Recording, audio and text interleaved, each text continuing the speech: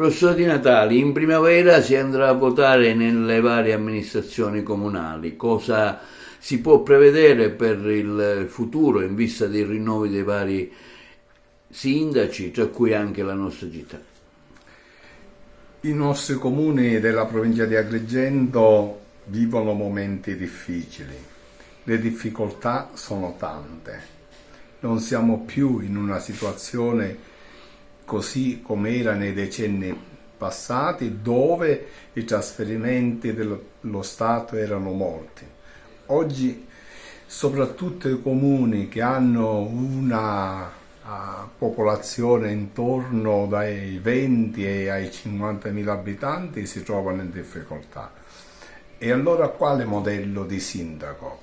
A mio modo di vedere il modello di sindaco è il seguente: un sindaco che abbia anzitutto autorevolezza, un sindaco che abbia lunga esperienza amministrativa, un sindaco che abbia la qualità di dialogare con tutto il mondo della politica.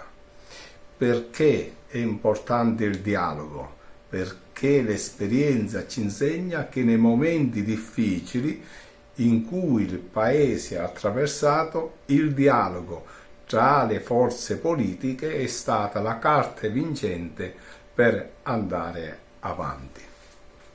Ovviamente questo sindaco con queste qualità, secondo l'esperienza vincente del Novecento, debba tenere in considerazione due aspetti, cioè l'amore per la municipalità, perché se il municipio, se le persone vivono nella serenità e senza tanti problemi, si vive nella prosperità, e con una politica che sia davvero popolare.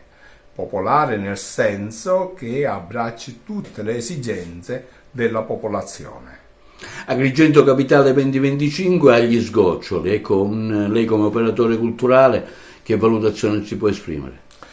Non mi sento di dire adesso una valutazione vera e propria.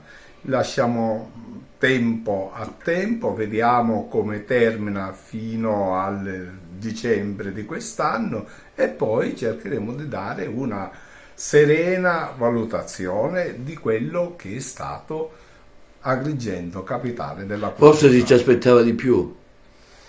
In effetti delle deficienze ci sono state e anche, perché non dirle, gravi.